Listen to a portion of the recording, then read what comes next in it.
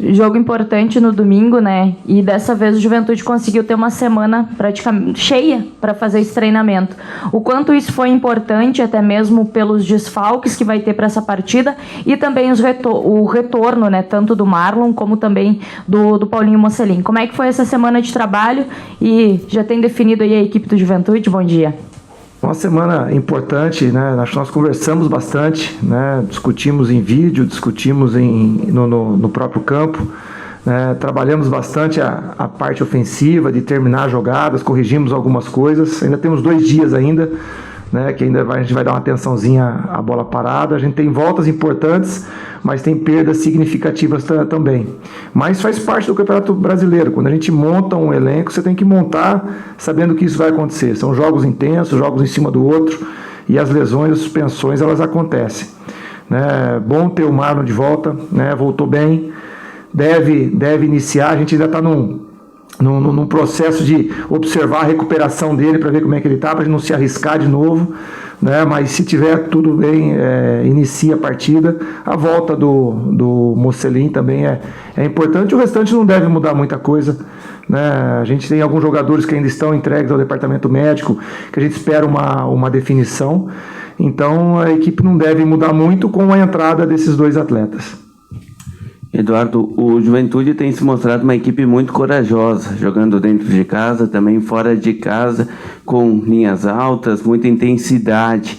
Qual será a postura para enfrentar um Botafogo que vem motivado, vai estar lotado o estádio? Qual é a preparação, qual a postura do Juventude para esse jogo? Acho que nós trabalhamos bastante essa mesma postura, né, que você colocou.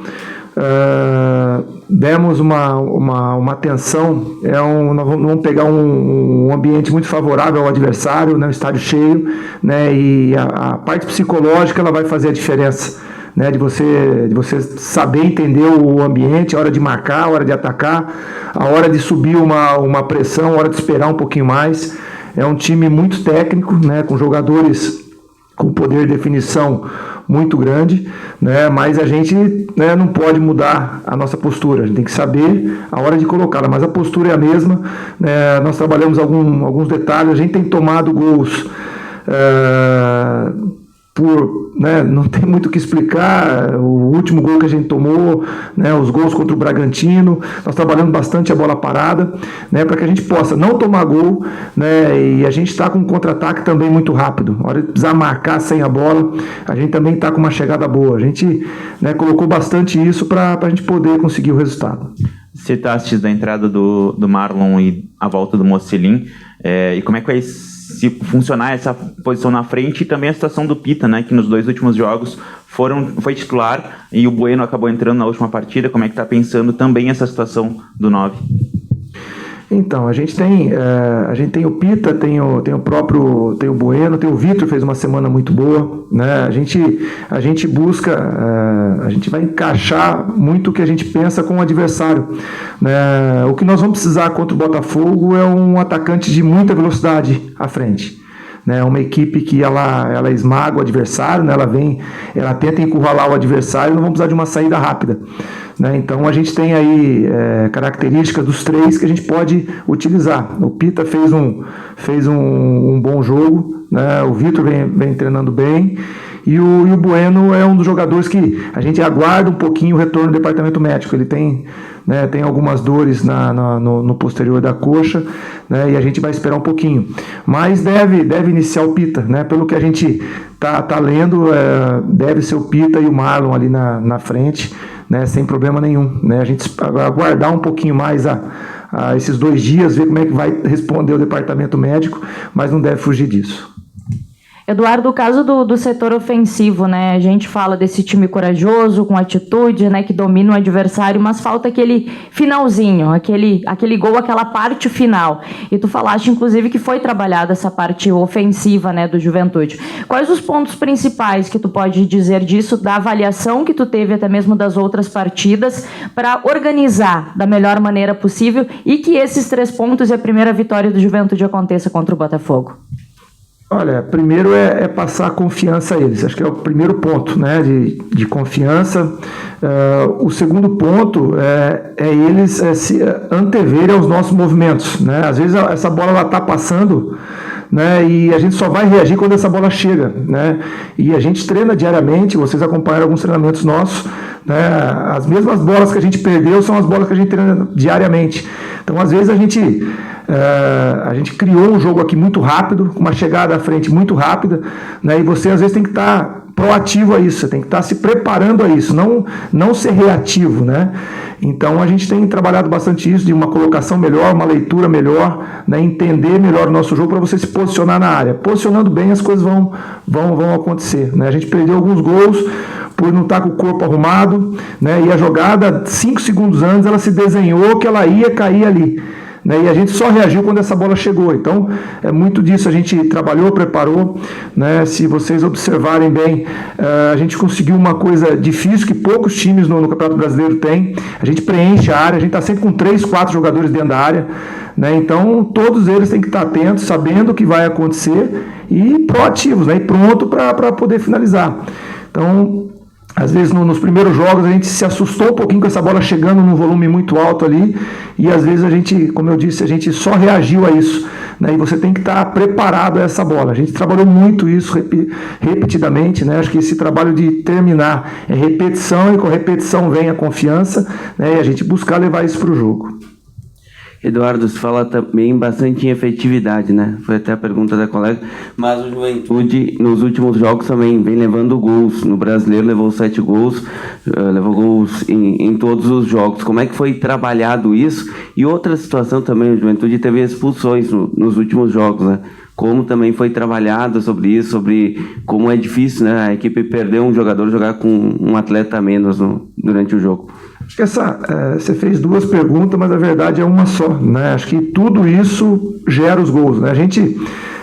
Eu procuro analisar cada gol, né? Se a gente tivesse tomado os gols onde o adversário nos envolveu, né, era arrumar o sistema defensivo como um todo, né? A máquina a gente tinha que arrumar. Só que os gols que a gente tem levado é muito de detalhes que nos escaparam, né? As expulsões, né? Acho que a expulsão em Belo Horizonte, né? A própria expulsão aqui contra o Cuiabá, quando você já fica com a menos e acaba levar o gol no fim do jogo, você praticamente, né, define. Então é importante você acabar com 10, ter o equilíbrio, né? Uma coisa é você ter intensidade, né? Outra coisa é você estar desorganizado e ter intensidade. Aí você vai chegar atrasado e vai fazer a falta, às vezes uma reclamação desnecessária, né? A gente sempre pede para, né, estar em cima, às vezes discutir com o árbitro, argumentar com o árbitro, mas até um certo ponto, né, para que isso não gere um cartão, não gere uma expulsão.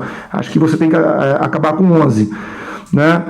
E outra coisa foram as bolas paradas, né? A gente conseguiu nesse último jogo neutralizar. O Cuiabá tinha uma bola perigosa, tinha uma bola parada perigosa, a gente conseguiu neutralizar isso, né? Então são vários detalhes, né, que a gente tem trabalhado dia a dia, né? Como eu disse, se o adversário nos envolvesse, era muito mais fácil de corrigir, né?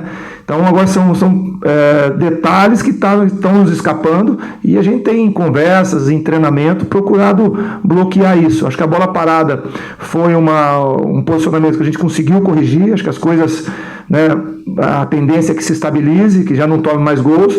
Agora, ficar atento, jogar com 1 a menos na Série A é difícil, né? Você às vezes deixar de fazer uma falta lá na frente para vir fazer aqui atrás é perigoso, né? Então são coisinhas que a gente tem batido neles aí para que, né, a gente pare de tomar gols. Dentro desses detalhes, são 3 jogos sem conseguir vencer, né? E o quanto se torna decisivo buscar a vitória, mesmo fora de casa com o Botafogo, para evitar um clima de pavor ou alguma situação de pressão maior do torcedor no próximo jogo em casa também, e para dar essa tranquilidade, essa confiança em cima desse trabalho de vocês. Sim, é preciso vencer, né? Mas a gente tem que ter também a sabedoria. Isso aí eu aprendi com meu pai lá atrás. Quando não der para ganhar, não perde, né? O próprio jogo do Cuiabá, talvez se fosse 0-0 a gente estaria, poxa, empatou o Cuiabá, depois que você perdeu, pô, o empate era bom.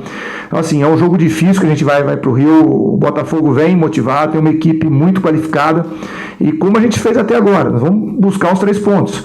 Mas se tiver o equilíbrio, se o jogo se desenhar e não der para a gente ganhar, o ponto é importante, né? Você somar o ponto lá e aí sim, você vir para casa, né? Um jogo importante, um clássico regional aqui, né? E a gente poder buscar essa vitória. Então acho que é esse equilíbrio, a gente passa para eles que na Série A, nos pontos corridos, você ficar sem pontuar é muito ruim, né? E você pontuando, você anda uma casa. Mas a gente mantém a mesma postura. A gente vai lá buscar, tentar vencer o jogo, vai encarar o Botafogo de igual para igual, mas tem esse equilíbrio que eu te falei.